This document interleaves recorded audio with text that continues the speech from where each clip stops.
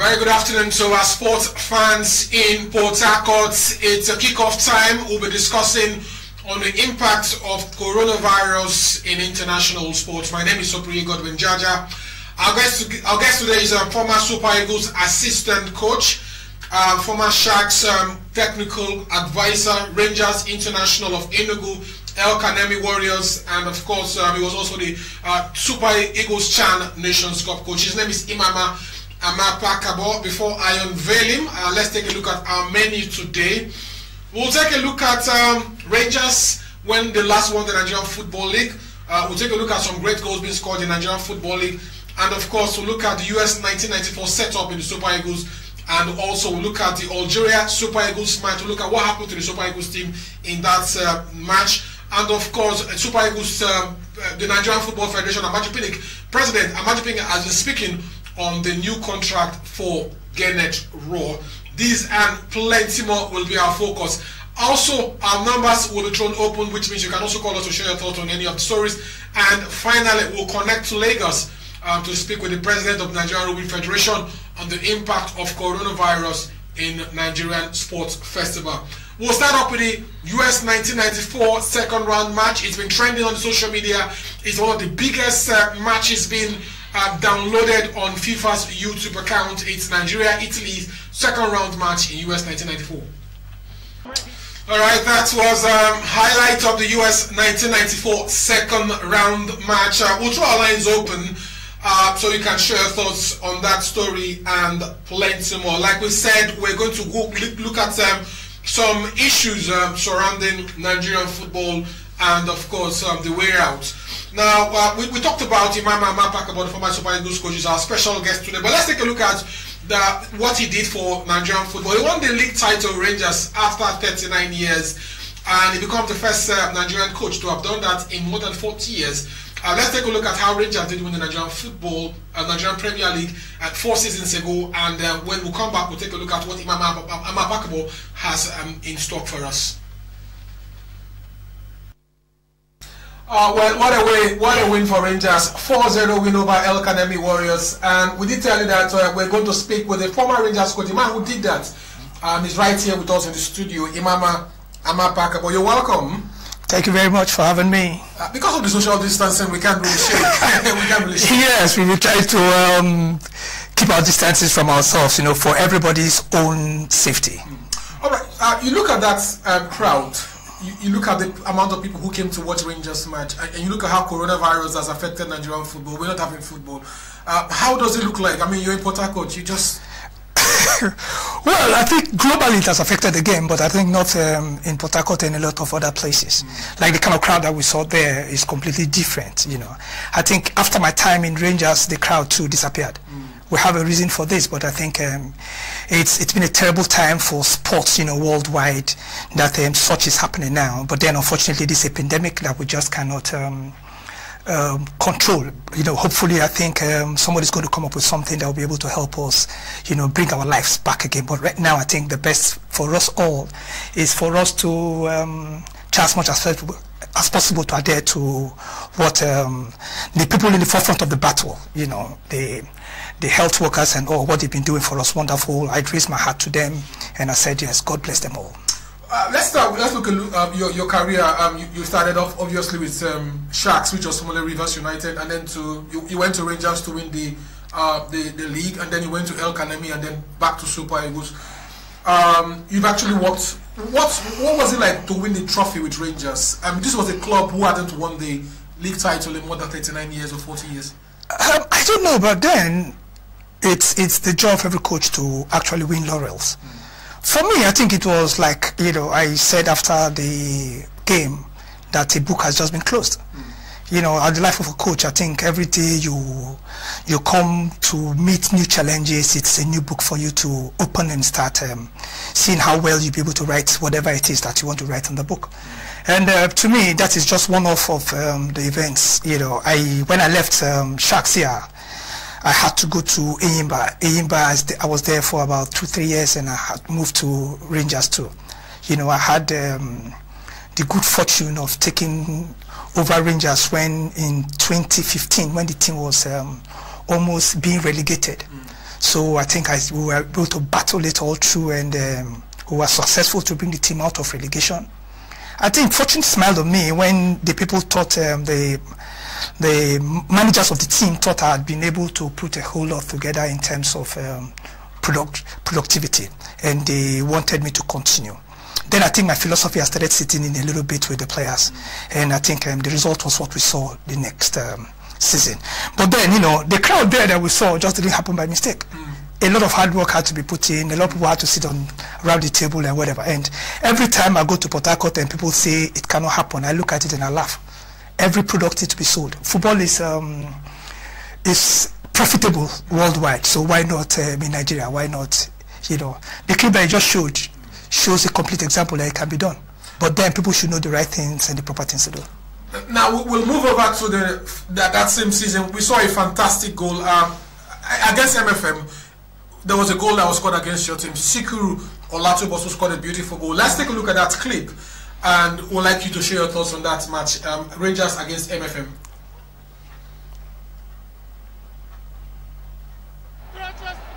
It is atrocious, really.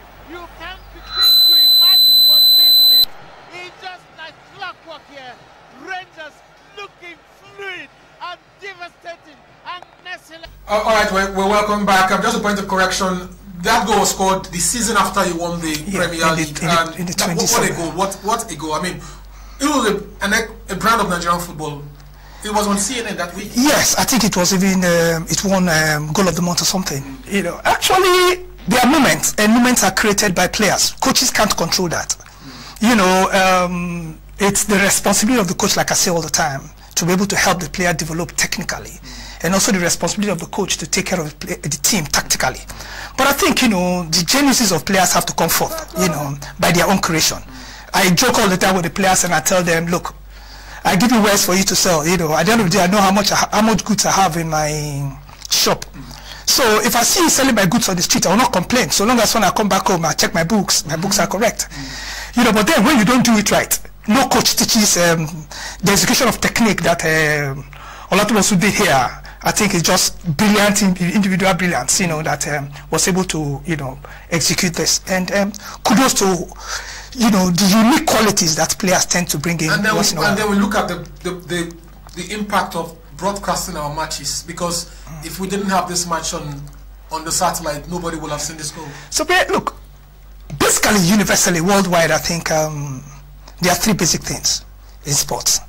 There's media, there's advertisements and rights, and there's always also match day, you know, sales of tickets, you know, and other apparels. You know, these three things are the things that make football success. And without the first, you know, because it is mileage that everybody achieves, you know, in respect of how many people see the product. You know, and whenever you advertise a good product, it is the eyes that see it that actually make the product matter. And without media, this is not possible. Let us assume that we have about 60,000 people in an enclosure, you know, and it's only sports or maybe football that can bring such crowd every given match day. So imagine that it's happening in 10 different cities at a time, and you have your products being advertised on the billboards.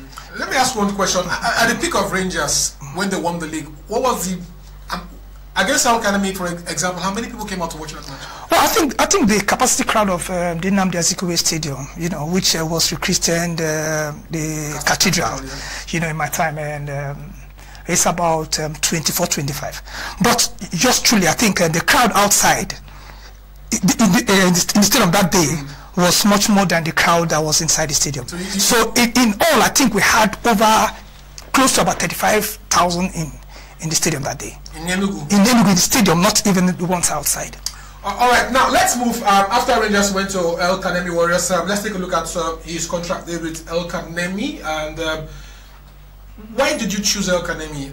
I mean, you won with Rangers. There were other big clubs. Why did you go to El Kanemi Warriors? Well, to me, it was I wanted to prove a point.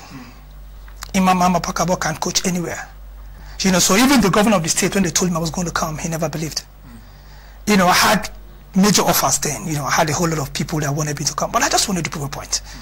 with the right pay, with the right atmosphere, I am a professional who could work anywhere. Pay is a big factor. Yes, it is. I'm, thankful to God that I've been able to push Nigerian coaches to a certain level. There was this crazy story all over in the media that I was the highest paid. I don't know about it. But then, I was able to give Nigerian coaches impetus in the sense that I made them know what their rights were. I made them know that, yes, you just didn't work for free. Till now, most of them do, unfortunately. But I think I'm professional enough for me to know that, yes, I have to work for, you have to pay me for what I am due, and also pay me when it is due. So all these are things that have to be put in place for me to actually work. Okay, let's go back to FIFA. We'll come back to you because the coronavirus has affected international football, and FIFA is trying to realign contract agreement with clubs and players. Let's take a look at FIFA's latest announcement concerning coronavirus and new FIFA deals. Again, the coronavirus altering FIFA calendar. Contracts have to be rescheduled. The NFF, federal associations have to come together and sort out these problems. Are we going to have this kind of problem in Nigerian football? Definitely, because there has to be an understanding. And I hope that we have a situation that is a relationship. It's synchronized with what's happening everywhere in the world, because we have had several situations in this country where contracts were not respected. Let us believe that people will be able to look at these things holistically, because everybody must have to learn to shift grounds now. The FIFA was saying that, if your contract is supposed to end at the end of the month, at the end of the season, sorry, because of these situations now, we definitely have to look at it, and I think it's best practice for everybody. So what's your thoughts? Players going for pay cuts. It's happening in Europe. So far in Nigeria, not really happening. We've not had players taking personal cuts. Yeah, truth is, I think soccer in this country, football in this country is a charitable thing, because the money isn't just much. Yeah, yes. Not just that the money isn't much, but the truth is that we have not actually looked at it as serious business in this country.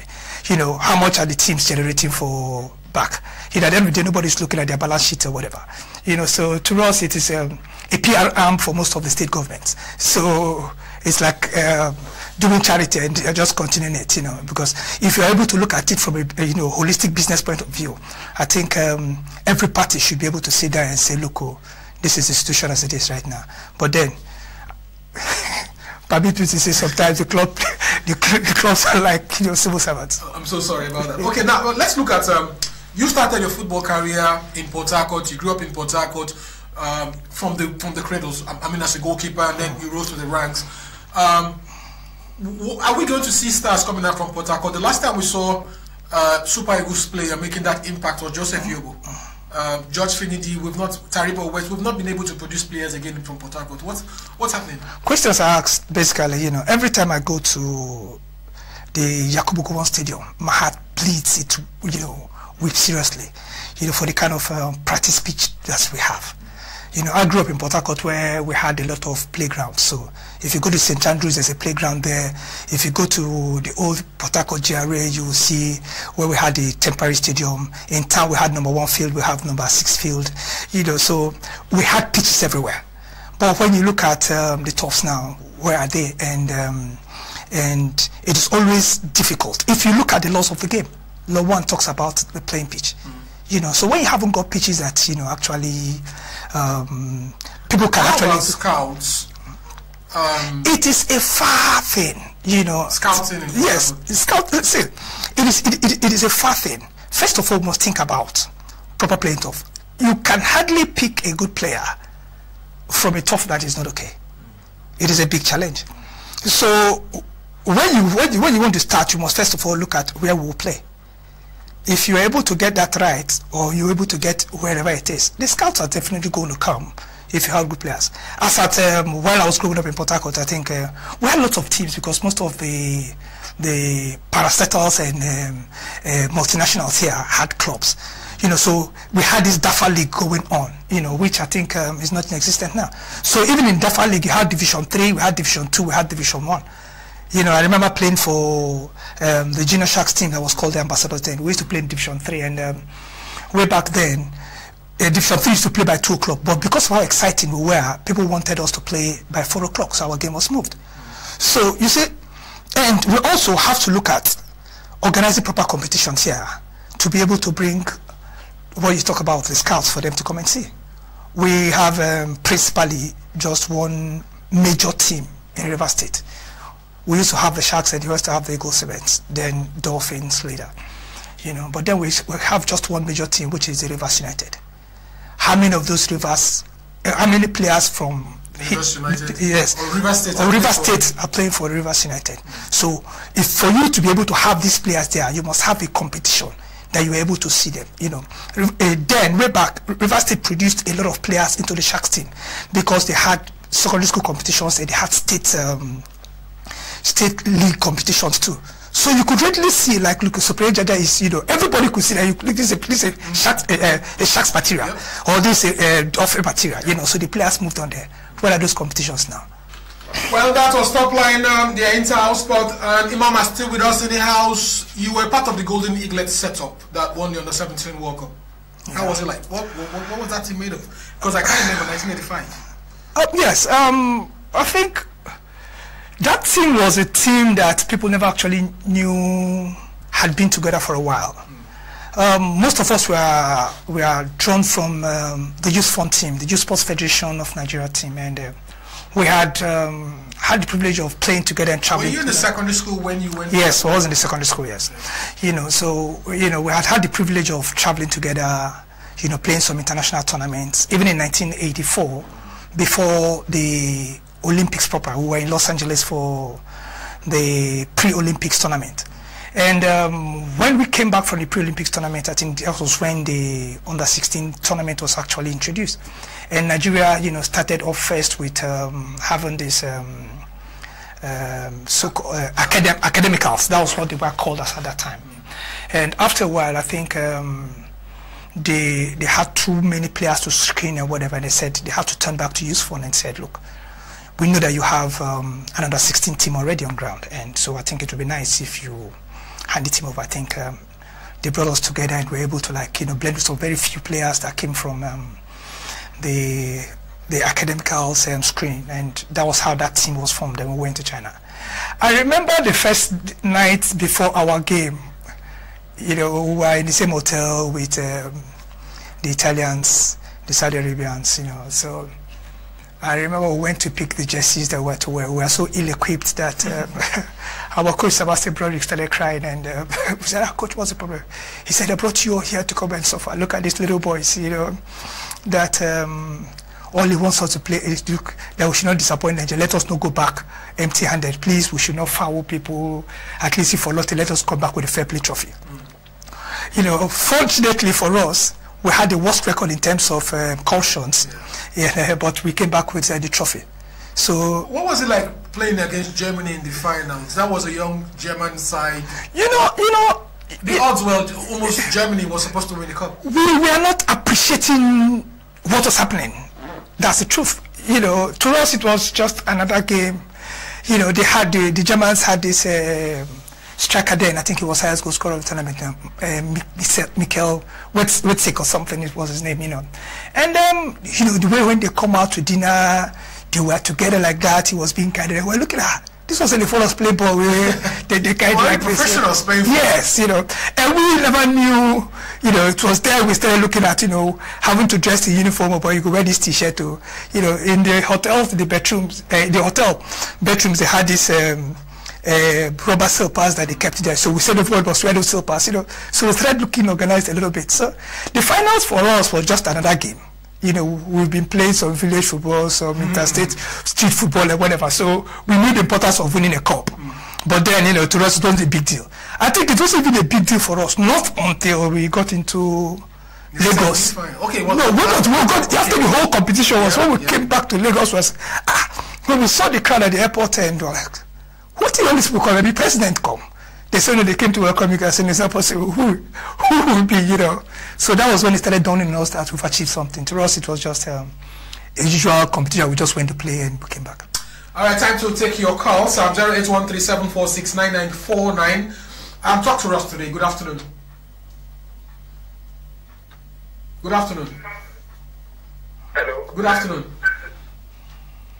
Good afternoon. Hello, good afternoon. Hello, good afternoon. All right, we're having network problem. Then, of course, you moved into coaching properly. We'll look at coaching, but just right after this match in the last Nations Cup, Algeria against Nigeria, very painful loss for the Super Eagles in the last Nations Cup. We had some calls to make in the last semi-final game as we take a look at Nigeria's starting 11. Yeah, you're looking at the same lineup that came out against South Africa. No changes. Daniel Akpeyi in goal. Genatros decided to go with him. Two center backs, William Troost-Ekong and Omeru. In that midfield, it's Iwobi, Etebo, Ndidi. Watch out for Chukwueze and Musa to hug those flanks. They did very well for them at this AFCON. Quick thing to point out, both teams, their weakness, goalkeeping, 90. That's a long time. I mean, Victor Moses was probably still in his mother's womb the last time they won the African Cup of Nations. And he doesn't even play for Nigeria anymore. And he's still 28 years old. So the pressure is definitely on Algeria. As you look at their starting 11, they're going to come out in a 4-4-2. Jamel Belmadi deciding to go with that. Sofiane Feghouli, Riyad Mahrez, where's the captain's armband, and then you have the two attackers, Youssef Belaili. The Total Africa Cup of Nations Egypt 2019 is underway. It is the West African. He's got two men waiting for delivery to come. Is it going to come in toward the back post? It is there. And how is that wide from Bunja? Daniel Akpeyi committed, missed it, and Bunja, it struck him out for the footballer and one of the most dynamic footballers I've ever seen. Feeds from the set piece. Early chance for Nigeria. This is lovely interplay from Algeria. They're getting the triangles right here. Needed by the return of Alex Iwobi. And Mbuli. First touch, it's still alive for Algeria. They've got players gathering and Akpeyi punches away. Only as far as Belaili has got a dangerous left foot. And set pieces. Chukwueze chipping it toward the back post and just a little too. Players approach the 18-yard area of Nigeria, screaming instructions again.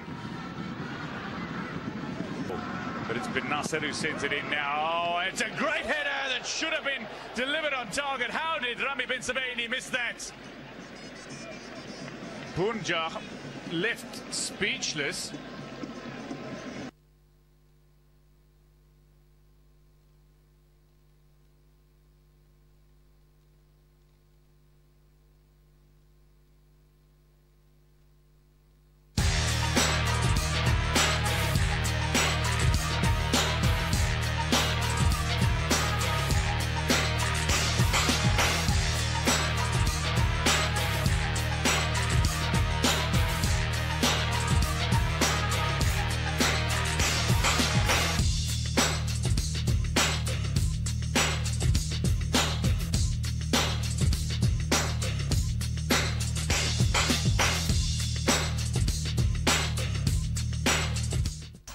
All right, we apologize. We couldn't get that match thoroughly, but we still have Mama. You were part of that setup in the last Nations Cup.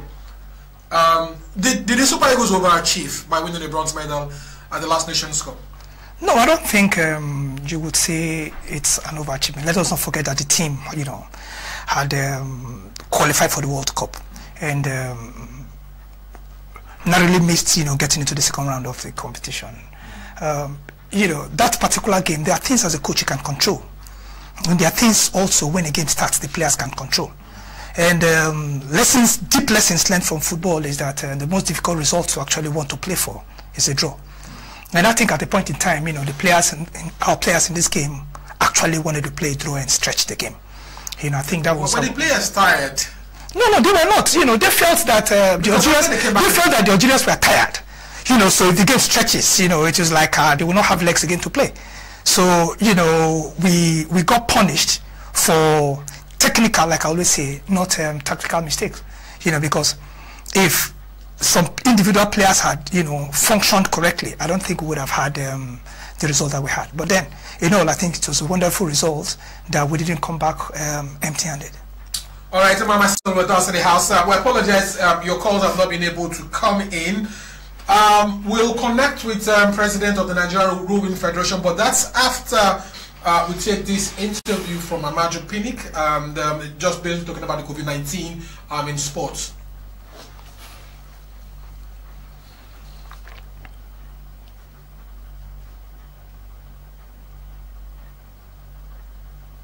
That the boy shouldn't be touched, you know. So we're surprised because globally, if you have a situation like that, you also need the autopsy because so that it can be as a corrective measures in future. But the family vehemently opposed, you know, that we cannot.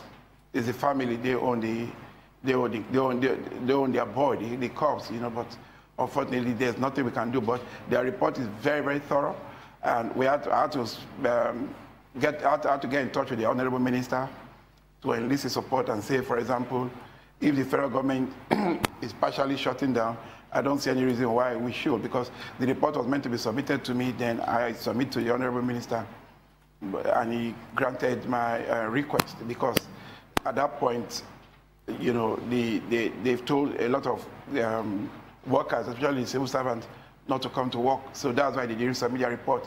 Their report is 100% ready, less the autopsy report, which we do not have control over. But beyond that, I believe they've done a very thorough job. And like I said, we're not just going to throw that report under the carpet, because even the ministry is very interested about it, you know. So, and even before now, just when it happened, we've already started acting, you know. We've already started acting, making sure that they have life-saving, you know. All right, welcome back. That was the president of the Nigerian Football Federation. We have Ambassador FBI Pobeni from Lagos, the president of the Nigerian Rowing and Sailing Federation. Good afternoon, sir. Good afternoon, sir. So tell us, what is it like in Lagos? What's the lockdown like in Lagos? Well, you know, Lagos has a complete lockdown, and no movement except on essential duties. And you know, we talked about the coronavirus affecting the National Sports Festival. Now it's certain. There's no date. There's no time. What message are you passing out to your team? Are you guys planning, or what's happening with rowing? We have a good meter rowing, that indoor rowing, and we try to see that, especially those going for Olympics. We try and see that occasionally they do practice, just one-on-one. No, not more than 3 in a room. So definitely this is taking a toll in the budget. I know that you were talking about sourcing for funds for the Olympics and the National Sports Festival and the All Africa Games. So with the lockdown and with the coronavirus, so what's happening? How do you guys have any plan B or plan C or something? Yeah, for now, our plan B is to ensure that, because we were supposed to go for further Olympic qualification, like Paralympic events. Well, the whole world has shut down, so we also left it. But individually, we have to do practice on your own, because you know, every sport you don't practice, you get out of shape and out of standard. So we do practice on our own. So, finally, what's your safety tips for you know, this weekend? What's your safety tips for sports fans and Say again? What's your safety tips for our sports fans in Port Harcourt and Rivers State and this area? What's our safety? Our safety what? Tips. How have you been? No, I mean, is the lockdown in Lagos? So how do you? Okay. Well, for me in Lagos, we try to make sure that we'll obey all the instructions. Stay at home, wash your hands, use sanitizers. If I'm in my house, from the gate you get sanitizer. Or enter my house, get another sanitizer. Then first get to my room, sanitizer. It's a part of staying fit to ensure that we obey our rules. And please, my advice to all Nigerians, please obey the instructions. Let's have this punishment suffering for a better future. Because whether you like it or not, you don't endure suffering now, you get worse things. And so therefore, I plead with everybody, obey instructions, stay at home and keep it to yourself. All right, thanks very much, sir. Take care. All right. So that's Ambassador F.B.I. Pobeni calling from Lagos, talked about Lagos being a total shutdown. I'm not surprised. I mean, we have a lot over 100 people. Yeah, cases in Lagos, and it's a very tough situation. The funny part about this whole thing is that when you talk to most people, sometimes they don't actually believe it's real, but it's real. I think we should be able to be very, very cautious, and for us to be able to live today, we have to live tomorrow. Tomorrow we have to live today, and it's very, very important that we live tomorrow. All right, let's celebrate Nigerian football. Still with me in the house, Imam Afel in the house. Let's take a look at highlights of some Super Eagles exploits from the 90s to 2000s. And when we come back, hopefully we can take your calls.